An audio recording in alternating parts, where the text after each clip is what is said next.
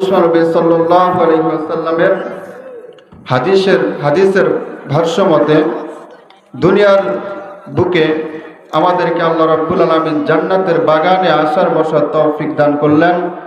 সেই মহান রবের দেওয়া কণ্ঠে সেই মহান রবের শুকর আদায় করি, সকলে বলি আলহামদুলিল্লাহ। মহামানব, শ্রেষ্ঠ মানব, আখির জামানার পয়গম্বর, আপনার আমার রাসূল, সেই মহামানবের শানে সংক্ষিপ্ত দরুদ পাঠ করি, সকলে বলি সাল্লাল্লাহু আলাইহি ওয়াসাল্লাম। ভাগদরিয়া পূর্বপাড়া আহলে হাদিস জামে মসজিদের উন্নয়ন কল্পে চতুর্থ বার্ষিকী বিরাট ইসলামী জলসা। আল্লাহ রাব্বুল আলামিনের এক গোলাম মাহফিলের শুরু লগ্নেই আল্লাহর দিনকে ভালোবেসে, আল্লাহর মনোনীত দিন ইসলামকে ভালোবেসে, মাহফিলকে ভালোবেসে, মসজিদকে ভালোবেসে, আল্লাহর ঘরকে ভালোবেসে, আল্লাহর রাস্তায় আল্লাহর এক গোলাম 1000 টাকা দান করেছে। জোরে বলুন সুবহানাল্লাহ। আল্লাহ রাব্বুল আলামিন তার এই গোলামের দানকে দিনের জন্য কবুল করুক, সকল বলে আমিন। বিরাট ইসলামী জলসার আয়োজন করার তৌফিক দান করেছেন সেই মহান রবের দেওয়া কণ্ঠে সেই মহান রবের শুকর আবারও আদায় করি, সকলে বলে আলহামদুলিল্লাহ। আপনাদের সামনে সংক্ষিপ্ত কিছু কথা বলবো। আল্লাহ যদি চায়, আল্লাহ রাব্বুল আলামিন গোটা জাহান, আমরা যা কিছু চোখ দিয়ে দেখি বা না দেখি, দুনিয়াতে যা কিছু আল্লাহ রাব্বুল আলামিন সৃষ্টি করেছেন, সব কিছুর মালিক একমাত্র আমার আপনার রব, আসমান জমিনের রব, কুল কায়নাতের রব। বিশ্ব নবী সাল্লাল্লাহু আলাইহি ওয়াসাল্লাম বলেন, সব কিছুর মালিক হচ্ছে আপনার আমার সৃষ্টিকর্তা মহান রব্বুল আলামিন। জোরে বলুন সুবহানাল্লাহ। আল্লাহ রব্বুল আলামিন এই কথাও কোরআনুল কারীমের মধ্যে জানিয়ে দিয়েছেন যে আল্লাহ কত বড় রব। আমরা নামাজ পড়তে গেলেই, সালাত আদায় করতে গেলেই একটা সূরা পাঠ করে থাকি, যেই সূরা ছাড়া সালাত আদায় হয় না, সেই সূরার নাম হচ্ছে সূরাতুল ফাতিহা। জোরে বলুন ঠিক কিনা? আল্লাহ রাব্বুল আলামিন সূরাতুল ফাতিহার প্রথম একটা আয়াত, আলহামদুলিল্লাহি রাব্বিল আলামিন। আমরা প্রত্যেকটা মুমিন মুসলমান যেই সময় নামাজে দাঁড়াই, নামাজে দাঁড়ানোর পর, নামাজে সালাত আদায় করার পর যে কাজটা আমাদের করতে হয়, সূরা ফাতিহা পড়তে হয়।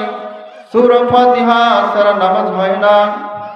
আল্লাহ রাব্বুল আলামিন এই সূরার মধ্যে প্রথম নাম্বার আয়াতে, 1 নম্বর আয়াতে জানায় দেয়, আলহামদুলিল্লাহি রাব্বিল আলামিন। আমি রব, আমি আল্লাহ রাব্বুল আলামিন, দুনিয়ার গোটা জাহানের জন্য আমি আল্লাহ রাব্বুল আলামিন হইলাম রব। জোরে বলুন সুবহানাল্লাহ। এ মুমিন ভাই, আসমান সৃষ্টি করেছেন আল্লাহ, জমিন সৃষ্টি করেছেন আল্লাহ, আপনাকে আমাকে সৃষ্টি করেছেন আল্লাহ। আমি যে কথাটা বোঝাতে চাই, মুসলমান গভীর মনোযোগ দিয়ে শুনবেন। আল্লাহ রাব্বুল আলামিন বললেন, আমি গোটা জাহানের জন্য রব, আর তোমাদের কাছে একজন ব্যক্তিকে পাঠানো হয়েছে, এমন একজন ব্যক্তি যে ব্যক্তি কোনোদিনও মিথ্যা কথা বলে নাই, তোমাদের সাথে ধোঁকাবাজি করে নাই, তোমাদের সাথে কোনোদিনও অন্যায় করে নাই, এমন একজন মহামানবকে দুনিয়ার জমিনে আমি আল্লাহ রাব্বুল আলামিন পাঠালাম। সেই মহামানবের নাম হচ্ছে জনাবে মুহাম্মদুর রাসূলুল্লাহ। জোরে বলুন সুবহানাল্লাহ। আল্লাহ রাব্বুল আলামিন বলেন, আমি হচ্ছে গোটা জাহানের জন্য রব, আর তোমাদের কাছে এমন একজন ব্যক্তিকে পাঠাইলাম, যে ব্যক্তি হচ্ছে গোটা জাহানের জন্য রহমত। কেমন রহমত? আল্লাহ রাব্বুল আলামিন বলেন, ওয়া মা আরসালনাকা ইল্লা রাহমাতাল লিল আলামিন। আল্লাহু আকবার। আল্লাহ রাব্বুল আলামিন হচ্ছে রব। আল্লাহ বলেন, আমি হচ্ছে দুনিয়ার জন্য রব।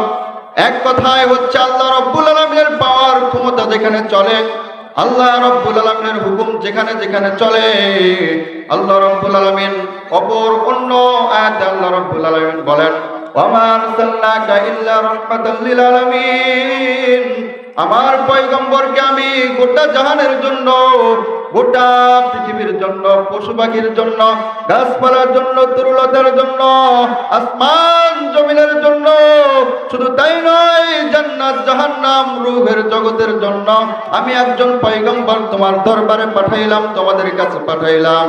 এমন একজন ব্যক্তিকে পাঠাইলাম, সেই ব্যক্তি হচ্ছে জনাবে মুহাম্মদুর রাসূলুল্লাহ সাল্লাল্লাহু আলাইহি ওয়াসাল্লাম। তাকে তোমাদের জন্য, পশু পাখির জন্য, যত কিছু তোমরা দেখো সব প্রাণীদের জন্য আমার পয়গম্বরকে রহমত হিসেবে দুনিয়াতে পাঠিয়েছি। জোরে বলুন সুবহানাল্লাহ। কেমন রহমত, কেমন রহমত! হে মুমিন ভাই, আপন যুবক, আপনাদের জন্য আমার পয়গম্বর রহমত। কারণ হচ্ছে যে সময় বিশ্ব নবী জনাবে মুহাম্মদুর রাসূলুল্লাহ সাল্লাল্লাহু আলাইহি ওয়াসাল্লাম তায়েফের ময়দানে যায়, গুনাহগারদেরকে, বেদিনদেরকে কালেমার দাওয়াত দেয়। কালেমার দাওয়াত করার পর, কালেমার দাওয়াত পাওয়ার পর বেদিন বেঈমানরা দুষ্ট ছেলেদেরকে পাথর নিক্ষেপ করার জন্য বলে, আমার পয়গম্বরকে বাজারের অলিতে গলিতে দাঁড়াইয়া পাথর নিক্ষেপ করে রক্তাক্ত করে দেয়। এক পর্যায়ে বিশ্ব নবী সাল্লাল্লাহু আলাইহি ওয়াসাল্লাম জমিনের মধ্যে পড়ে যায়, রক্ত দিয়ে জুতা মোবারক লাল হয়ে যায়, জুতা পায়ের সাথে লেগে যায়। এই পর্যায়ে আল্লাহ রাব্বুল আলামিন সহ্য করে না। আল্লাহ রাব্বুল আলামিন বলেন, ও আমার ফেরেশতা, যাও আমার পয়গম্বরকে সুসংবাদ দাও, আমার পয়গম্বরকে বলো সাহায্য লাগবে কিনা। আল্লাহ রাব্বুল আলামিনের ফেরেশতা দেরি না করে বিশ্ব নবী সাল্লাল্লাহু আলাইহি ওয়াসাল্লামের কাছে হাজির হয়। নবীজির কাছে এসে বলে, আসসালামু আলাইকুম ইয়া রাসূলুল্লাহ, আসসালামু আলাইকুম ইয়া হাবিবাল্লাহ। ও আল্লাহর পয়গম্বর, আল্লাহ আপনাকে সুসংবাদ দিয়েছে, আপনি কি আল্লাহর কাছে সাহায্য চান?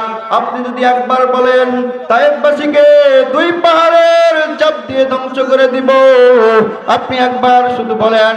আল্লাহর পয়গম্বর সেই সময় বলেছিলেন, ও ফেরেশতা, তুমি কাদেরকে ধ্বংস করতে বলো, কাদেরকে ধ্বংসের দোয়া করতে বলো। আমি যেই তায়েফবাসীর কাছে কালিমার দাওয়াত দিয়ে যাই, হয়তোবা তারা আজকে কালিমা গ্রহণ করে নাই, কিন্তু একদিন এদের গর্ভ থেকে, এদের পুরুষ থেকে দুনিয়ার জমিনে সন্তান আসবে। সন্তানরা তাদের পূর্বপুরুষ থেকে আমার দরবারে তাদের যে সন্তান আসবে, হয়তোবা তারা কালিমা পড়ে মুসলমান হবে।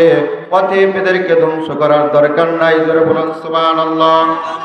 এ মুসলমান, জোরে বলুন সুবহানাল্লাহ। আল্লাহ রাব্বুল আলামিনের পয়গম্বর এত রহমত হয়ে এসেছেন, যুবকদের জন্য রহমত। সেই দিন যদি ফেরেশতা দুই পাহাড়কে